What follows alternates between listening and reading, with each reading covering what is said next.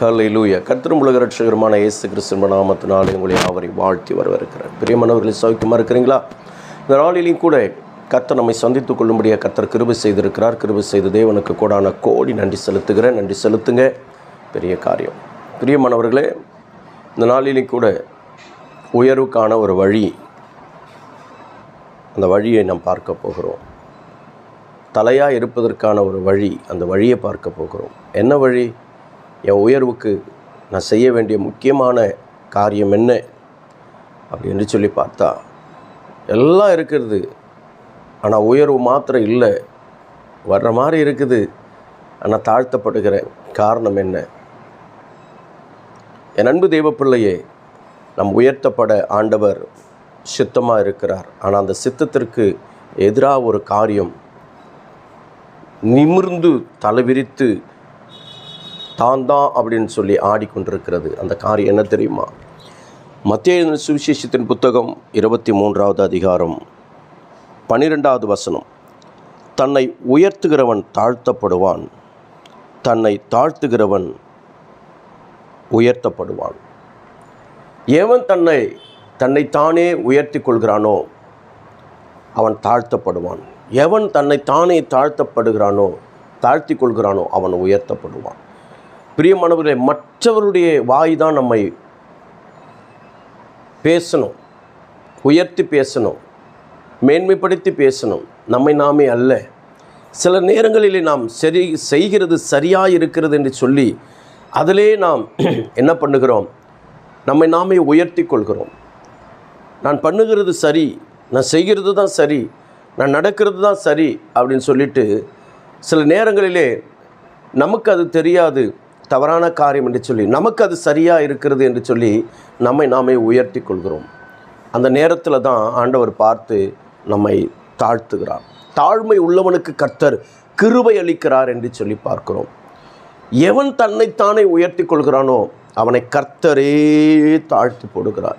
எவன் தன்னைத்தானே தாழ்த்தி கொள்கிறானோ அவனை கர்த்தர் உயர்த்துகிறார் என்று சொல்லி பார்க்கிறோம். பிரியமானவர்களே, சிம்பிள் மேட்ரு. ஒரே ஒரு வார்த்தை, ஆண்டவரே உமக்கு அடிமை, ஆண்டவரே உமக்கு அடிமை, ஆண்டவரே நீ சொல்லும் நான் அடியேன் கேட்கிறேன், உன்னுடைய சித்தத்தின்படி என்னை ஒப்பு கொடுக்கிறேன்னு சொல்லி உன்னை தாழ்த்தினால் கர்த்தர் உன்னை உயர்த்துவார். தாழ்மை உள்ளவர்களை கர்த்தர் கண்ணோக்கி பார்க்கிறாராம். இன்றைக்கு உன் குடும்பத்தில் ஒரு உயர்வு வருவதற்காக ஆண்டவர் பேசி கொண்டிருக்கிறார். சில நேரங்களிலே என் அன்பு தெய்வ பிள்ளையே, என்னுடைய பிரசங்க நேரங்களிலே, கண்டித்து உணர்த்துகிற நேரங்களிலே கூட ஆண்டவருடைய சமூகத்துக்குள்ளாக, ஆண்டவரே நான் சரியாக செய்தேன், நான் சரியாக கண்டித்து உணர்த்தினேன், சரியாக அவர்களை கண்டித்து பேசினேன், அவர்களை கண்டித்து உணர்த்தினேன், அவங்க ஆத்துமா திருந்தத்தக்கதா, அவங்க ஆத்துமா உன் பக்கம் வரத்தக்கதா, அந்த ஆத்துமா தன்னுடைய தவறை உணரத்தக்கதா நான் பிரசங்கித்தேன் அப்படின்னு சொல்லி சில நேரங்களிலே என்னை நானே மெச்சி கொண்டது உண்டு. அப்படின்னா என்ன உயர்த்தி கொண்டது உண்டு. ஆனால் கர்த்தர் சொல்கிறாரு, அப்படி இராத மகனே, அப்படி இராத. நீ என் வேலைக்கார, என் வார்த்தையை தான் சொல்கிற, என் வார்த்தையை மாத்திரம் சொல்லு, நான் உயர்த்துவேன். சில நேரங்களில் அவரோடு கூட நான் போராடுவேன். கண்டித்து உணர்த்துகிற போதகன், சிச்சித்து உணர்த்துகிற போதகன் பாக்கியவான் என்று சொல்லியிருக்கிறீங்களே. சிச்சித்து உணர்த்தலாம், ஆனால் அதில் மேன்மை பாராட்டக்கூடாது. சிலர் சொல்லுவாங்க, ஆரோன் பாஸ்டர் கண்டித்து உணர்த்துவார், அவர்கிட்ட போய் நிற்கவே முடியாது. சில நேரங்களிலே நேருக்கு நேராக சண்டை போடுகிறது போல பிரசங்கத்தினாலே அடிப்பார் அப்படின்றலாம் சொல்லுவாங்க. அந்த நேரத்துலலாம் சில நேரங்களிலே, ஆண்டவரே நான் சரியாக செஞ்சிட்டு இருக்கிறேன் ஆண்டவரே அப்படின்னு சொல்லி நான் மேன்மைப்படுத்தி கொண்ட நாட்கள் உண்டு, உயர்த்தி கொண்ட நாட்கள் உண்டு. ஆனால் இப்போ என் அன்பு தெய்வ பிள்ளையே, சில காலங்களாய் நான் உணர்த்தப்படுகிறேன். என்ன தெரியுமா? அவருடைய வேலை நான் செய்கிறேன், அவ்வளோதான்.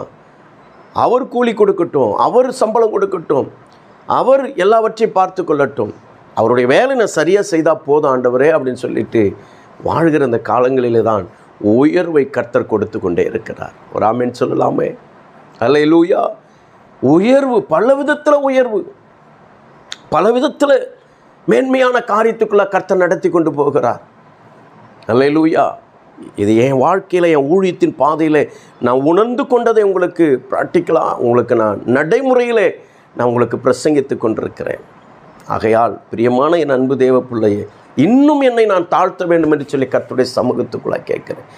சில காரியங்களை நேருக்கு நேராக ஃபோன் பண்ணி ஏன் இப்படி பண்ணுற, எதுக்கு இப்படி பண்ணுற அப்படின்னு சொல்லியெல்லாம் நான் பேசின காரியங்கள் உண்டு. அதையெல்லாம் கூட நான் திருத்து கொள்ள வேண்டும் என்று சொல்லி விரும்புகிறேன். ஏன்னா நான் அவர்களை கண்டித்து உணர்த்தும் போது அவர்கள் என் மேலே கசப்பாக இருக்கிறார்கள், அவர்கள் என்னுடைய வாழ்க்கையை உயர்த்த மாட்டார்கள். ஆனால் அந்த இருதயம் கொஞ்சம் சோர்ந்து போய் காயப்பட்டுருச்சுன்னா கர்த்தர் அந்த இருதயத்துக்காக பரிதவிக்கிறார் என்பதை அறிந்திருக்கிறேன். ஆகையால் தான் என் அன்பு தேவ பிள்ளையே, இனி அவர் வேலையை நம்ம மட்டும் செஞ்சுட்டு போவோம், நமக்கு நியாயம் விசாரிக்க வேண்டிய வேலை நமக்கு கிடையாது என்று சொல்லி என் அன்பு தேவ பிள்ளையே, என்னை நானே உணர்ந்து அதை நான் திருத்தி கொண்டு போகும்போது முழுமையாக இல்லை, ஏதோ இப்போ தான் ஒரு ஒரு ஒரு ஒரு ஒரு என்னது 100ல் ஒரு 20% அவ்வளோதான், ஒரு 25 கால் வயசு தான் நடந்துக்கிட்டு இருக்கிறேன். இன்னும் நடக்க வேண்டும் என்று சொல்லி விரும்புகிறேன். இந்த கால் வயசு, இந்த கால் பகுதியே நான் நடக்கும்பொழுது 125% நான் நடக்கும்போதே கர்த்தர் இந்த உயர்வை கொடுக்கிறார் என்று சொன்னால், இன்னும் 150, 175, 199 அதுவரையிலும் என்னால் நடக்க முடியும் என்று சொல்லி நான் விசுவாசிக்கிறேன்.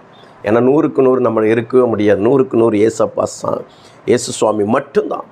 ஆகையால் பிரியமானவர்களே, என்னுடைய வாழ்க்கையில் என் ஊழியத்தின் பாதையில் நடந்த காரியத்தை உங்களுக்கு பிரசங்கிக்கிறேன். உன் வேலை ஸ்தலத்தில் உன்னை தாழ்த்து, உன்னுடைய சிநேகிதர்களுக்கு மத்தியிலே உன்னை தாழ்த்து, உன் சொந்த பந்தங்களுக்கு மத்தியிலே உன்னை தாழ்த்து. பெருமை உள்ளவனுக்கு கர்த்தர் எதிர்த்து நிற்கிறார். பெருமை வேண்டாம், தாழ்த்து. கர்த்தர் உன்னை உயர்த்த போகிறார். நான் தீர்க்க தரிசனமாக என்னுடைய அனுபவத்தில் நான் உனக்கு சொல்கிறது மாத்திரமல்ல, தீர்க்க தரிசனமாக சொல்லுகிறேன். கர்த்தர் சொன்னதுனால சொல்லுகிறேன். உன்னை நீ தாழ்த்து, நீ உயர்த்தப்படுவாய். ஜெபிப்போமா.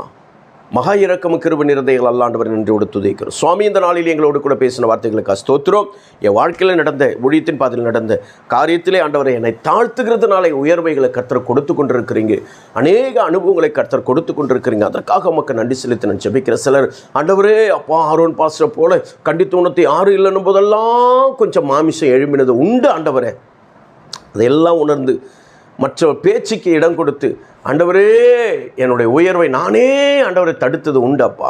இந்த நாளிலையும் கூட ஆண்டவரை அதை உணர்ந்து ஆண்டவரை நம்முடைய சமூகத்துக்குள்ள ஊழியத்துக்குள்ளாக என்னை ஆண்டவரை அர்ப்பணிக்கிற வேலையிலே உயர்வை கொடுத்து கொண்டிருக்கிறீங்க. இந்த வேலையிலையும் கூட அப்படி ஆண்டவரே அப்பா உயர்வு இல்லாதபடி காணப்படுகிற பிள்ளைகளுடைய வாழ்க்கையில் உயர்வை கர்த்தர் கொடுத்து ஆசீர்வதித்து உயர்த்த வேண்டுமா நான் செபிக்கிறேன். பெரிய காரியத்தை இந்த நாளிலும் பிறந்தநாள் திருமலை கொண்டாடுகிற ஒவ்வொரு அன்பு பிள்ளைகளுக்காக நான் செபிக்கிறேன். ஒவ்வொரு அன்பு பிள்ளைகளை பிதா குமார பரிசுத்த ஆவியின் நாமத்தினால நான் வாழ்த்தி ஆசீர்வதித்து நான் செபிக்கிறேன். நம்முடைய ஆசீர்வாதத்தின் கரம் கூட இருக்கட்டும்.